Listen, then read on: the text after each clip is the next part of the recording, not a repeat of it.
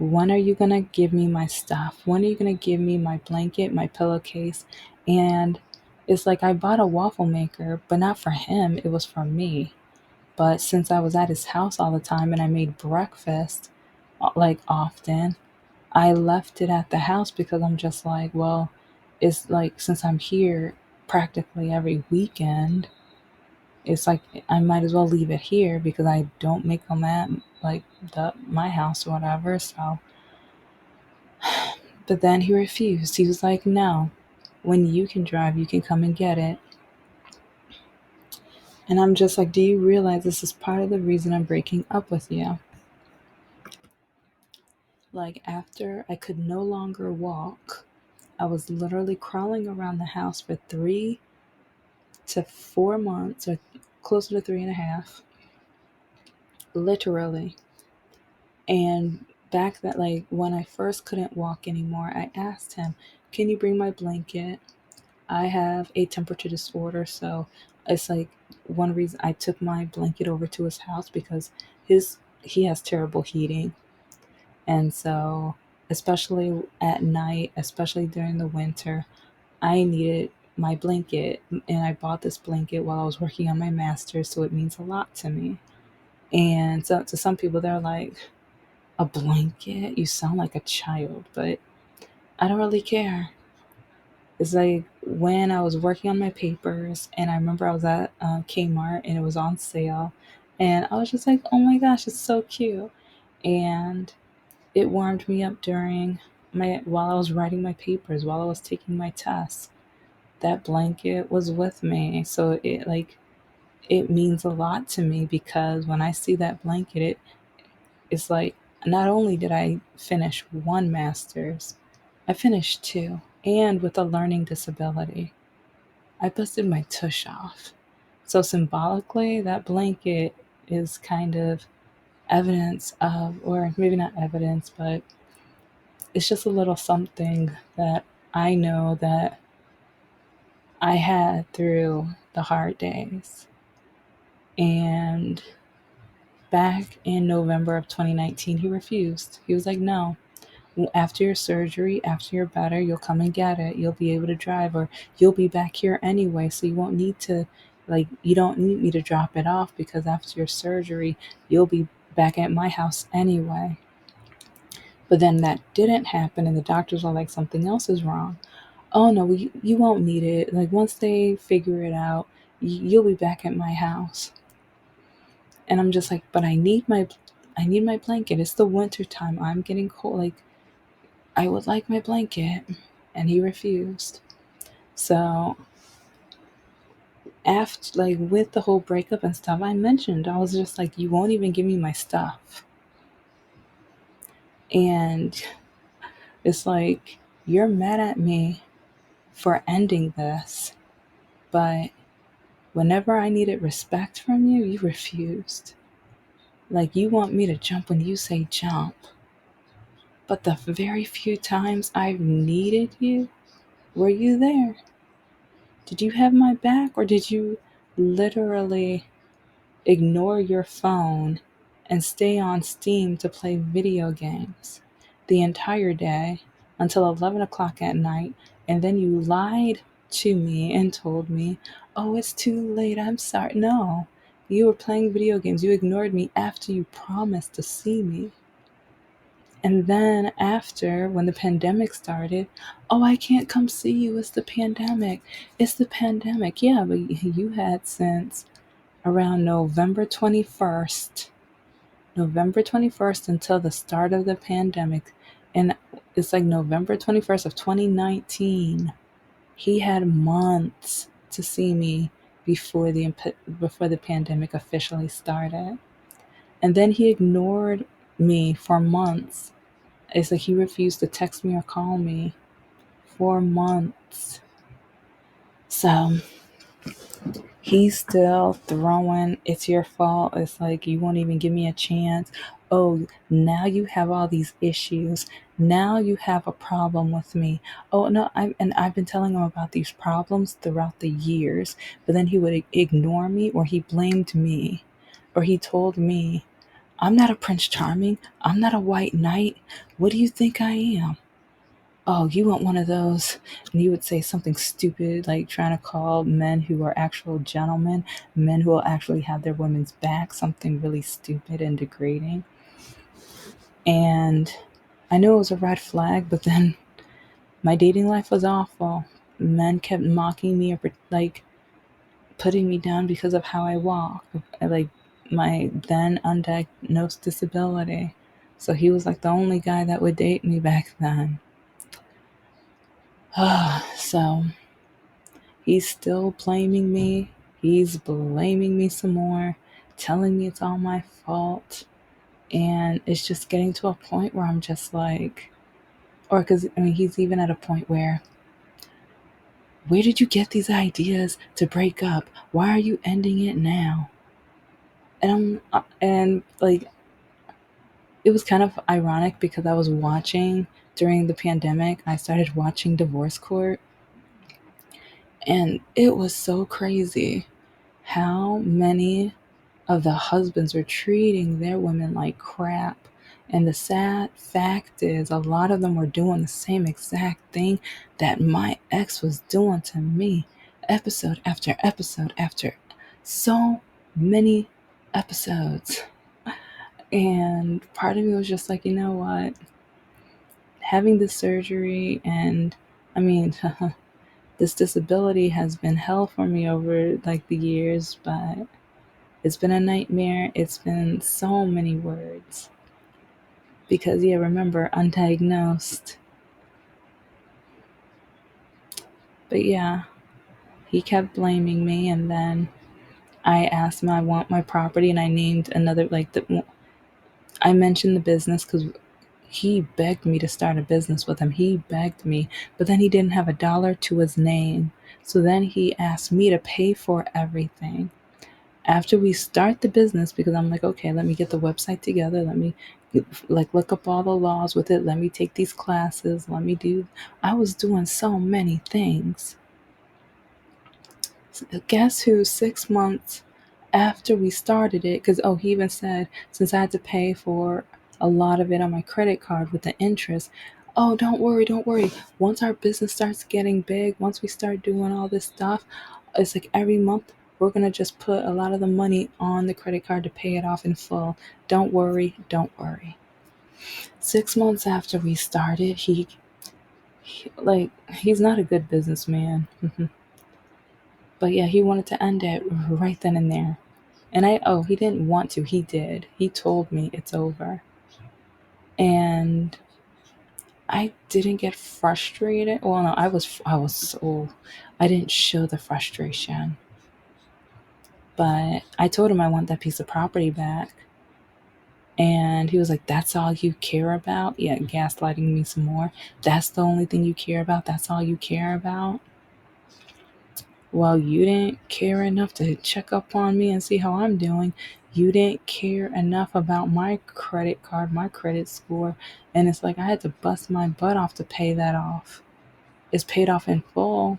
I paid it off in full because I had 2 or 3 jobs, but it backed me up because I had investing goals that I was not able to do like in a timely manner. And I think I missed 1 or 2 investments that I wasn't able to do because I was trying to pay that off so that I could continue to increase my credit score. He didn't care about my credit score. He didn't care about my like the credit card debt he placed on me. He did not care. This is the same man who begged me to go to the Home Depot to get the materials and everything because he needed my credit card because he didn't have a dime to his name because he's broke and very unreasonable and irresponsible with his money. But every time a guy would even glance at me or look at me or say hello, smack, smack on my tush. To the point where one time I turned around and screamed. I was like, if you ever do that again. And some of the men watched and he was so upset. And I'm like, you do not treat me like property. And just because guys are being gentlemen, which you are never, just because they said hello, they didn't come up and hit on me because they see I'm with you. but you're so jealous. And I doubt, like, I stopped wearing most of my, like, I hardly wore any makeup. I hardly done myself up. One, because I worked at a nightmare of a school where the kids threatened to slash my tires and to R-word me and to choke me and different things like that. Yeah, I went through it at that school in the inner city. Yeah. Anyway, so since my ex hated when men gave me attention because he would literally ignore me for the full night or even the early morning, he would ignore me. And so I was like, okay, I'm not going to wear any more makeup. I'm not going to do this. I'm not going to wear nice clothes, or I'm going to try to wear something that will not give me any attention. But then sometimes I still got attention.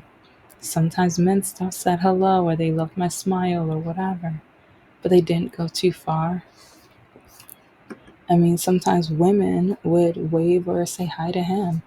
And sometimes I wonder, like, I didn't get jealous once.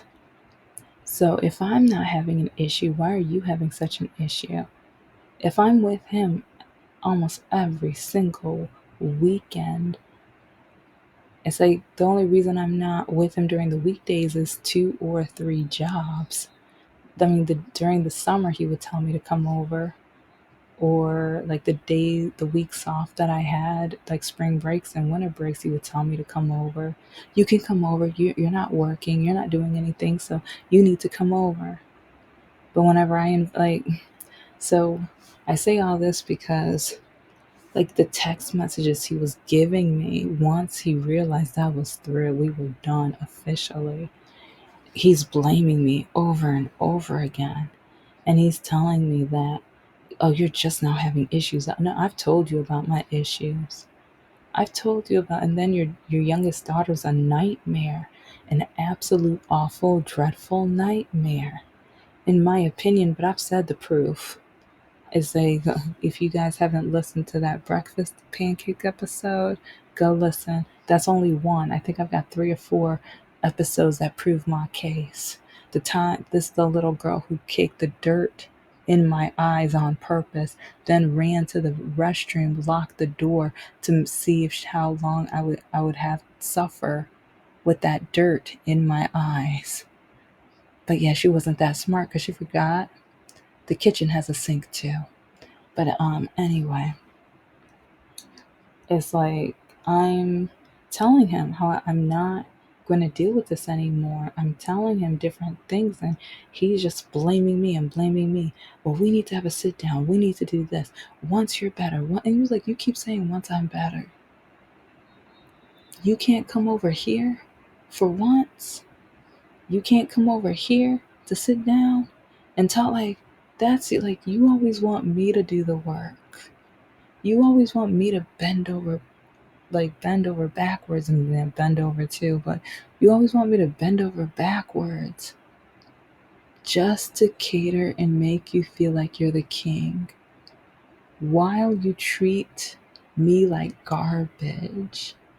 And so that's why I keep wondering, did he treat his ex-wife like he treated me? Because I can't stand her, because she was the racist who said once 45 became president, she was going to buy me, whip me until I die. Yeah, that's the woman. But at the same time, part of me was just like, hey, if you cheated on him, I can't even blame. Like, hey, if he treated you like he treated me, it's like, I don't like you. I can't stand you.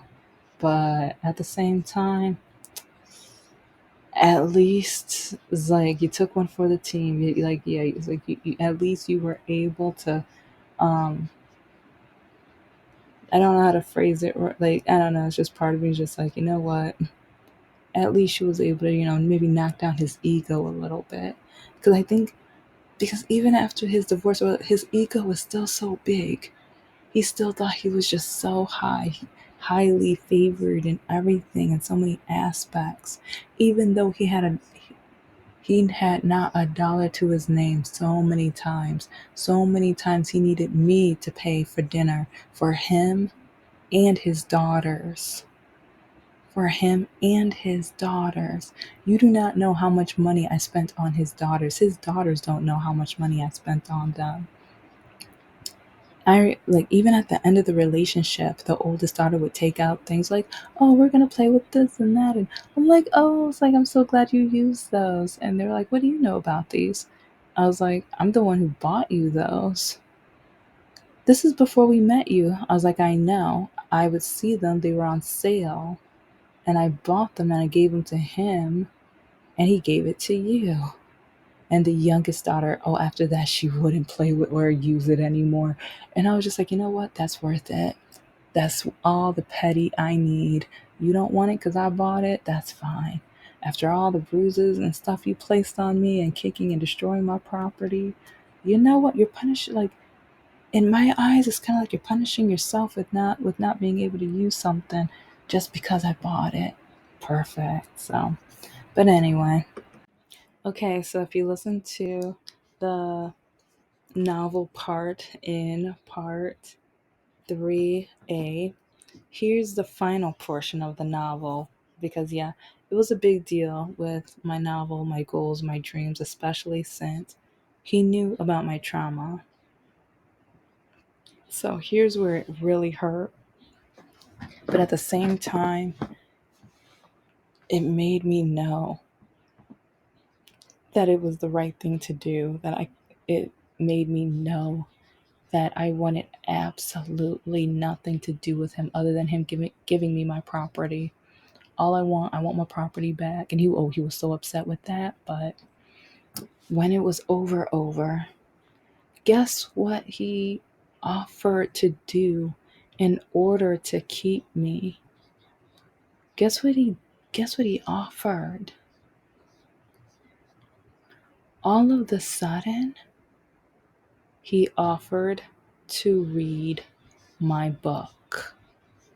Or at least, well, the novel that, the first rough draft of it is so much better. And now it's three novels now. So that's the funny part. Because I'm like, you know what? I'm glad you didn't read it.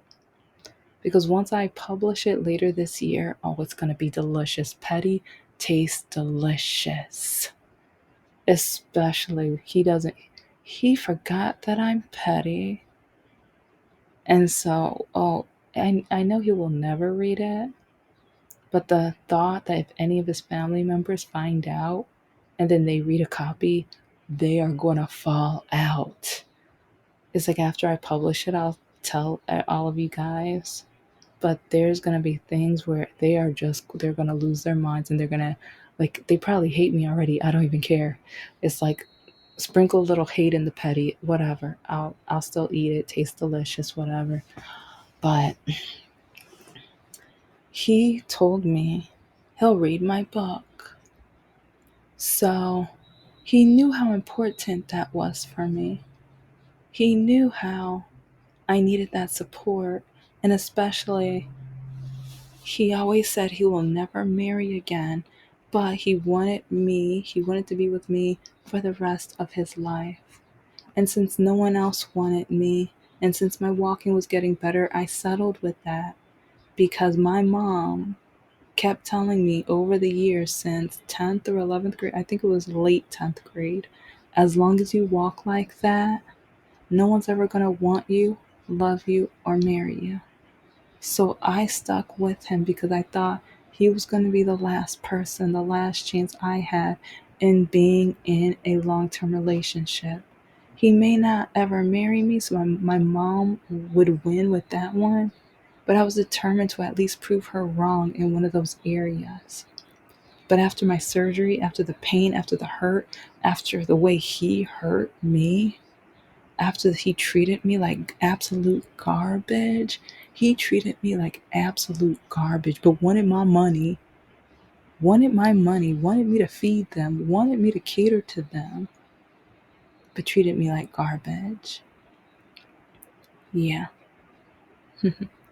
I had to beg for dates, or and normally it's to go to some of the same like restaurants. Once he knew that I had it, but then once my legs were getting worse, then I had to settle for Taco Bell or something like, yeah.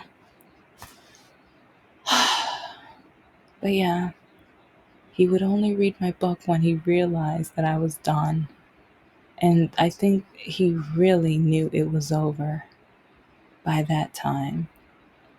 And even when he offered it, I'm like, and I have this, like, I forgot where I have the screenshots, but I have the evidence in my phone. I'll look for it. But it's just kind of funny because I was just like, oh, now you'll read it? Now you'll read it. It's like I forgot what I texted him, but I remember, like, I mean, I'm still going through physical therapy and kind of training. I still had some pain, but I don't think it was as bad. So some of it was ghost pain, some of it was real pain, especially like, yeah, still trying to straighten. Well, anyways, doesn't matter. But I just remember being in my room emotionally and physically feeling hurt. And at the same time, I think a month or two prior, I finally got diagnosed after at least having about 30 tests, over 30 tests, MRIs, EDG, blood, like, yeah, the blood tests. And there was a few other things that I had one after another, and DNA tests, and just so many other, like, and each doctor, like, I don't know, this is right. He's like, this is fine. This is normal. That's normal. But finally got diagnosed. And so once he realized, he thought he was going to be mean. He thought he was going to be mean. So he decides to say, and you don't even know what you have. Something like that. I'm paraphrasing. But he tried to throw out the fact that I didn't know what I had when he never called me. He never texted me. I was tired of being his receptionist, his maid, his mother. I was tired of him using me. I was tired of him always thinking that I had to jump to get his attention. So I was diagnosed. Oh, and I let him know. I'm like, oh no, boo boo. I know what it is now. I'm diagnosed. I have it. Guess what this idiot's response was? Well, you dated me for 7 years. What do you have? It's like I'm obligated, or I have to know. I'm paraphrasing, but basically he was saying that I had to tell him what I have, even though he refused to go to my surgeries, refused to go to any of the tests, refused to talk to me while I'm in pain in bed, refused to talk to me while I could only crawl. He did not have my back. He could have cared less. And he was so proud with caring less. He was so proud of being able to treat me worse than his dog. It's like he did not care at all, at all. But then he expected me to just, oh, you'll read my novel? Okay, we can stay together. No, no, no, boo boo. I've been through enough. And I'm never going to get married. I'll get over it. I'm at a point where, especially now that I'm diagnosed, and the sad truth is my mother will not, like, all of the trauma and all the spankings and beatings and all of the punishments I had to go through because doctors said the pain was in my head, I was making it up, and I was a liar. When jobs didn't want to hire me, when people didn't want to be my friend or hang out with me because of how I walked, like going through all that pain. And my ex knew of all that pain because, like, it's like, but he was using it as a weapon, not as a, how can I make her feel special? How can I make her, because no, he didn't want to be a knight in shining armor, which I never asked for. I just asked for respect.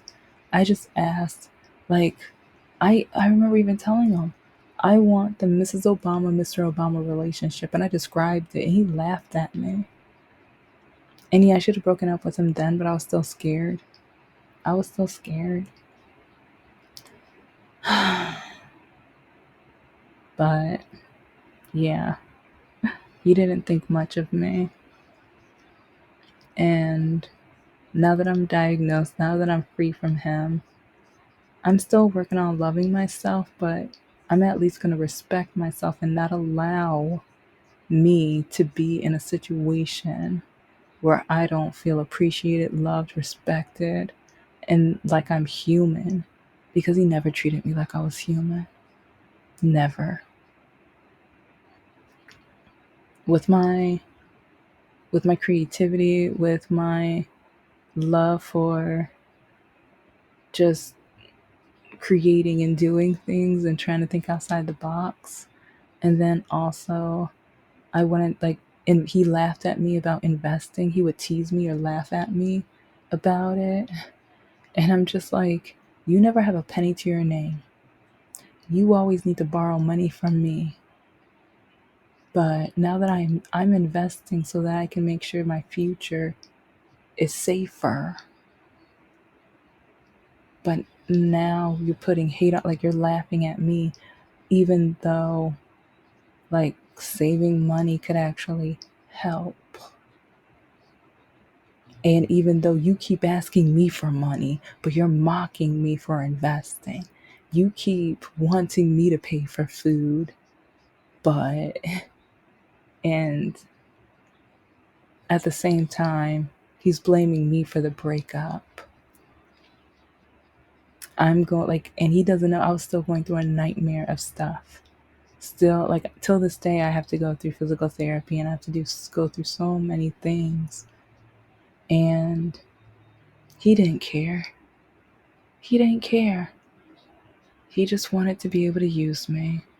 But now I'm gonna tell you the 40 reasons in other episodes. So thank you for listening. This is the Handicapable Black Woman Throne Room. I am a woman, I am of color, and I am handicapable. But most importantly, I am human. You're human too. And which emoji, or actually, if you can tell me the biggest thing that makes you know that you want to be in a long-term relationship with somebody. Respect, laughter, communication. Like what traits helps you know if that person is a match for you? And or give me an emoji of your favorite sweet. I'm probably going to say that a lot because I have a sweet tooth, but yeah, either or. Bye. Or if you have any comments or questions, because I will be saying a lot about this relationship.